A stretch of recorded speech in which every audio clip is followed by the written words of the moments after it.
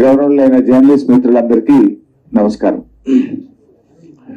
ఈరోజు తెలంగాణ శాసనసభలో రాష్ట్ర ప్రభుత్వం ప్రవేశపెట్టిన బడ్జెట్ ఎట్లా ఉందంటే, ఒక మాటలో చెప్పాలంటే ఆత్మస్తుతి పరనింద. 6 గ్యారంటీలు నీరుగారిపోయినాయి, సంక్షేమం సన్నగిల్లింది, అభివృద్ధి ఆగమ్య గోచరమైంది. గౌరవనీయులు ఉప ముఖ్యమంత్రి బట్టి విక్రమార్క గారు ప్రవేశపెట్టిన బడ్జెట్ అన్ని వర్గాలను కూడా తీవ్ర నిరాశపరిచిందని చెప్పుకోక తప్పదు. ఎన్నికలప్పుడేమో గ్యారంటీల గారడి, ఇప్పుడేమో అంకెల గారడి. శాసనసభలో బడ్జెట్ ప్రవేశపెట్టేటప్పుడు అప్పుడేమో బాండ్ పేపర్ మీద రాసిచ్చారు, 100 రోజుల్లో 6 గ్యారంటీలు అమలు చేస్తామని. అప్పుడేమో గ్యారంటీల గారడి, ప్రజల్ని నమ్మించారు. ఇప్పుడు బడ్జెట్ చూస్తేనేమో అంకెల గారడి. ఇప్పుడు మీరు 100 రోజుల్లో అమలు చేస్తామన్న 6 గ్యారంటీలు బడ్జెట్ లో ఉండాలన్నా వద్దా? ఏవి బడ్జెట్ లో వాటి కేటాయింపులు ఏవి? దాని ప్రస్తావన ఏది? ఎక్కడ కూడా ప్రస్తావన లేదు. అవ్వాతాతలకు ఇచ్చే 4000 పెన్షన్ గురించి ప్రస్తావన లేదు.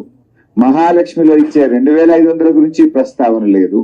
విద్యార్థులకు ఇస్తామన్న 5 లక్షల భరోసా కార్డు ముచ్చట లేనే లేదు. అంటే మొత్తంగా కూడా, అందుకే నేను అనేది, ఓట్ల ముందేమో గ్యారంటీల గారడి, గెలిచిన తర్వాతనేమో అంకెల గారడి. ప్రజలను బురిడి కొట్టించేందుకు, భ్రమలు పెట్టేందుకు బట్టి గారు చాలానే ప్రయత్నాలు చేశారు. నిజంగా చెప్పాలంటే మొదటి బడ్జెట్ కదా, ఈ రాష్ట్రానికి ఏమన్నా దశ దిశ ఇస్తారేమో అని ఆశించాం.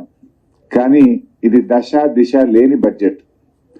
రాష్ట్రాన్ని తిరోగమన దిశలో నడిపేటువంటి బడ్జెట్. ఏడాదిలో 2 లక్షల ఉద్యోగాలు ఇస్తామన్నారు. 8 నెలలు అయితే అయిపోయింది, 4 నెలలు ఉంది. దాని గురించి ప్రస్తావన లేదు, బడ్జెట్ లో కేటాయింపులు లేవు. రాష్ట్రాన్ని అప్పుల కుప్పగా మార్చారని మరి మా మీద బుర్ర జల్లే ప్రయత్నం చేసినారు. మరి మీరేం చేశారు? బడ్జెట్ లో చూస్తే 57,000 కోట్ల అప్పులు తెచ్చుకుంటామని, గత ప్రభుత్వం తెచ్చిన దానికంటే దాదాపు 17,000 కోట్ల అప్పులు ఎక్కువ తెచ్చుకుంటామని ఈ ఆర్థిక సంవత్సరంలో ప్రతిపాదించారు. పోయినసారి నేను ఆర్థిక మంత్రిగా ప్రవేశపెట్టిన బడ్జెట్ లో 40,000 కోట్లు ఎఫ్ఆర్బిఎం అప్పుల కింద నేను ప్రతిపాదిస్తే, గౌరవనీయులు బట్టి గారు 57,000 కోట్లు ప్రతిపాదించాడు. అంటే ఇంకో 17,000 కోట్లు బడ్జెట్ బారోయింగ్స్ లో ఎక్కువ చూపించారు. ఇక ఈ బడ్జెట్ అనేటువంటిది ప్రజలకు ఇచ్చిన హామీలను, మీ మేనిఫెస్టోను ప్రతిబింబించే విధంగా ఉండాలి. కానీ దురదృష్టం ఏంటంటే, కాంగ్రెస్ పార్టీ తన మేనిఫెస్టోను మర్చిపోయింది అనిపించింది. ఎందుకు ఈ మాట అంటున్నా నేను? ఇందాకన్నట్టు వారి 6 గ్యారంటీల్లో మొదటి హామీ, వారి మేనిఫెస్టోలో మొదటి హామీ, మహిళలందరికీ 2,500 రూపాయలు ప్రతి నెల ఇస్తామన్నారు. ఇప్పటికే 8 నెలలు అయిపోయింది. బహుశా ఈ బడ్జెట్ లోనైనా పెడతారేమో. మొదటి హామీ కదా. ఈ రాష్ట్రంలో ఉన్న మరి దాదాపు 1.5 అక్కా చెల్లెలు ఎదురు చూస్తా ఉన్నారు. అందులో 18 ఏళ్ళు దాటిన వాళ్ళు పెట్టుకున్న 1 కోటి మంది ఉంటారు. 1 కోటి మంది అక్కా చెల్లెళ్లకు శుభవార్త చెప్తారేమో అని చూపితే నిరాశ చూపారు. ఇవాళ 8 నెలలు అయింది. 8 నెలలు లెక్క తీసినా దాదాపు వీళ్ళు ఇప్పటికే 20,000 కోట్లకు పైగా బాకీ పడ్డారు పాతది. పోనీ ఈ బడ్జెట్ లో పెట్టి ఇక ముందుకన్నా ఇస్తారేమో అంటే, మహాలక్ష్మి పథకం కింద మహిళలకు మహా నిరాశను ఈ రాష్ట్ర ప్రజలకు, మహిళలకు కాంగ్రెస్ ప్రభుత్వం నిరాశపరిచింది. ఇకపోతే ఆసరా పెన్షన్లు ఎంతో ఆశగా ఎదురు చూస్తున్నారు. రేవంత్ రెడ్డి గారు అయితే రెచ్చిపోయి ఉపన్యాసాలు ఇచ్చాడు. అవ్వాని పెన్షన్ ఎంత వస్తుంది? 2,000. ఇగో డిసెంబర్లో ఇందిరమ్మ రాజ్యం రాగానే నీ పింఛన్ 4,000 అవుతుంది. నీ మన్మడు కాళ్ళు ఒత్తుతాడు, డీజిల్ కు పైసలు అడుక్కుంటాడు, పెట్రోల్ కు పైసలు అడుక్కుంటాడు అన్నాడు. మరి అడవిని 4,000 డిసెంబర్లోనే ఇస్తాను నువ్వు. ఇప్పుడు జూలై నెలలో ఉన్నాం, ఇప్పటిదాకా రాలేదు. కాంగ్రెస్ పార్టీ నాయకులు ఎన్నికల సమయంలో ఇంటికి 2 పింఛన్లు ఇస్తాం, అవ్వకిస్తాం, తాతకిస్తాం, నౌకరున్నా ఇస్తాం, కొత్త పెన్షన్లు ఇస్తాం, అర్హులందరికీ ఇస్తాం, 4,000 ఇస్తాం అని ఊదరగొట్టింది కదా. 100 రోజుల్లో ఇస్తామని బాండ్ పేపర్ మీద రాసిచ్చింది కదా. ఏమైంది మీ బడ్జెట్లో, ఎందుకు పెట్టలేదు అని నేను అడుగుతా ఉన్నా. అంటే ఇవాళ పేదలకు మేము ప్రాధాన్యత ఇస్తాం, మాది పేదల ప్రభుత్వం అన్నారు కదా, మరి ఇంతకంటే పేదలు ఎవరు? ఆసరా పెన్షన్ అందుకునే దానికంటే ఇంకా నిరుపేదలు ఈ రాష్ట్రంలో ఎవరైనా ఉన్నారా? వృద్ధులు, అభాగ్యులు, ఒంటరి మహిళలు, చేనేత కార్మికులు, గీత కార్మికులు, వికలాంగులు, మరి ఎయిడ్స్ పేషెంట్లు, డయాలసిస్ పేషెంట్లు, వీళ్ళకంటే పేదలు, వీళ్ళకంటే ఇంకా కష్టాల్లో ఉన్నటువంటి వాళ్ళు ఎవరైనా ఉంటారా? అంటే మీరు అత్యంత పేదలే వీళ్ళు. మరిగా మాది పేదల ప్రభుత్వము, మాది పేదలకు ప్రాధాన్యం అని చెప్పుకునే అర్హతనే మీకు లేదు. అత్యంత పేదలైన అవ్వాతాతలను, ఆసరా పెన్షన్ లబ్ధిదారులను, వితంతువులను, ఒంటరి మహిళలనే మర్చిపోయింది ఈ ప్రభుత్వం. దారుణ వంచన చేసింది వాళ్ళు. కొండంత ఆశతో ఎదురు చూస్తున్న వృద్ధులకు, వితంతువులకు, ఒంటరి మహిళలకు, దివ్యాంగుల ఆశలు నీరుగార్చింది ప్రభుత్వం.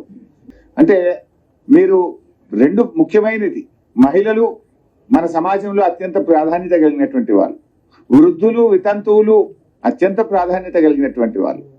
అసలు మీ మేనిఫెస్టోలో అతి ముఖ్యమైన రెండింటినే మీరు పక్కకు పెట్టిండ్రు. మూడో ముఖ్యమైనటువంటి వాళ్ళు విద్యార్థులు, రేపటి పౌరులు, భవిష్యత్తు వాళ్ళది. ఆ విద్యార్థులకు 5 లక్షల విద్యా భరోసా కార్డు అని మీ మేనిఫెస్టోలో చెప్పారు, స్కూటీలు చెప్పారు. ఎస్సీ ఎస్టీలు 10వ తరగతిలో పాస్ అయితే ప్రతి విద్యార్థికి 10,000 రూపాయలు ఇస్తామన్నారు. ఏది దాని ప్రస్తావన? దళిత గిరిజన విద్యార్థులకు మోసం, మొత్తం విద్యార్థి లోకానికి మోసం. విద్యా భరోసా కార్డు ప్రస్తావనే లేదు. 100 రోజుల్లో 6 గ్యారెంటీల్లో చెప్పి ఇవాళ విద్యార్థులకు కూడా మీరు తీవ్రమైనటువంటి మోసం చేశారు. ప్రజాపాలన కింద 1,90,00,000 దరఖాస్తులు వచ్చినాయి. వెంటనే రేషన్ కార్డులు ఇస్తామని చెప్పిండ్రు. ఏది రేషన్ కార్డుల ప్రస్తావన ఏది? ఎప్పటి నుంచి ఇస్తారో చెప్పలేదు. మరో ముఖ్యమైనటువంటి వాళ్ళు నిరుద్యోగులు. 4,000 భృతి ఇస్తామన్నారు, 2 లక్షల ఉద్యోగాలు అన్నారు, జాబ్ క్యాలెండర్ అన్నారు. ఇవాళ బడ్జెట్ లో చూస్తే జాబ్ క్యాలెండర్ ప్రస్తావన లేదు.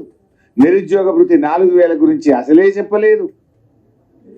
ఉద్యోగాల నియామకాలు ఎప్పట్లోగా చేస్తారో కూడా చెప్పిన పరిస్థితి లేదు.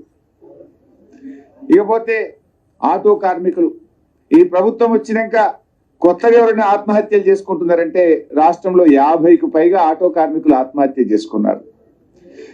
మీ యొక్క మేనిఫెస్టోలో పెట్టారు, ఆటో కార్మికులకు సంవత్సరానికి 12,000 ఇస్తామన్నారు. మా వృత్తి పోయింది, మాకేదైనా సహాయం చేయండి అని ఆటో కార్మికులు ఇలా గొంతెత్తి రాష్ట్రం మొత్తం కూడా అడుగుతా ఉంటే ఈ ప్రభుత్వం కనీసం అత్యంత పేదవాళ్ళు, రెక్కాడితే డొక్కాడని వాళ్ళు, వృత్తిని నమ్ముకున్న వాళ్ళు, పొద్దున్న లేచి కష్టాన్ని నమ్ముకొని పనిచేసే ఆటో కార్మికులకు తీవ్రమైన నిరాశను మిగిల్చింది, మొండి చేయి చూపించింది ఈ కాంగ్రెస్ ప్రభుత్వం. మాజీ సర్పంచులు, మాజీ ఎంపీటీసీలు మీకు కూడా నెలకు 1,500 పెన్షన్ ఇస్తామన్నారు. వాళ్ళ గురించి ప్రస్తావన లేదు. ఇకపోతే చేనేత కార్మికులు, ఈ ప్రభుత్వం వచ్చిన తర్వాత ఎవరైనా ఆత్మహత్యలు చేసుకుంటున్నారంటే ప్రతిరోజు పత్రిక చూస్తే చేనేత కార్మికుల ఆత్మహత్యలు ఉన్నాయి. వారికి ఒక ఊరట కలిగించే ప్రయత్నము, వారికి ఉన్న పథకాలు కొనసాగించే ప్రయత్నము, వారికి బడ్జెట్ లో కేటాయింపులు గుండు సున్నా చేనేత కార్మికులకు మోసం చేసిండ్రు. హైదరాబాద్ అభివృద్ధిని గత ప్రభుత్వం నిర్లక్ష్యం చేసింది అంటే కళ్ళుండి కూడా చూడలేని కబోదులు అట్లా మాట్లాడతారు. అసలు అది మాట్లాడే మాటని అది బడ్జెట్ లో ప్రస్తావిస్తే హైదరాబాద్ ప్రజలు నవ్వుకుంటారు. ఇవాళ చంద్రబాబు నాయుడు గారు ఆ మధ్య మన ముఖ్యమంత్రి అయిన తర్వాత కూడా హైదరాబాద్కి వస్తే ఏమన్నారు? నేను అభివృద్ధి చేశాను, మొన్నటిదాకా పనిచేసిన ప్రభుత్వం నాకంటే బాగా చేసింది అని ఈ రాష్ట్రానికి, ఉమ్మడి రాష్ట్రానికి ముఖ్యమంత్రిగా ఉన్న చంద్రబాబు నాయుడు గారు కూడా కేసీఆర్ గారి అభివృద్ధిని ఆయన కొనియాడారు. ఆయన కూడా చెప్పారు, లోకం మొత్తం మెచ్చింది. ఇప్పుడు ఎక్కడో ఉన్న రజనీకాంత్ కూడా హైదరాబాద్కి వస్తే సూపర్ స్టార్ రజనీకాంత్ నేను హైదరాబాద్ లో ఉన్నానా, న్యూయార్క్ లో ఉన్నానా అన్నాడు. రజనీలకు అర్థమైంది కానీ కాంగ్రెస్ గజనీలకు ఇంకా అర్థమైతలేదు. ఎంతో మంది హైదరాబాద్ మెచ్చుకున్నారు. వాస్తవాలు చెప్తే ఆ బడ్జెట్ ఒక అందం ఉంటది, ఒక బాధ్యత ఉంటది. కానీ హైదరాబాద్ అభివృద్ధి జరగలేదని మాట్లాడడం ఇట్స్ ఎ జోక్. అందుకే కదా హైదరాబాద్ లో మొత్తం సీట్లు మమ్మల్ని గెలిపించి మేము ఒక్క సీటు కూడా ఇవ్వలేదు. కాంగ్రెస్ ప్రభుత్వం ఏ రంగంలో కూడా విజన్ లేదని ఈ బడ్జెట్ లో మాకు అర్థమైతా ఉంది.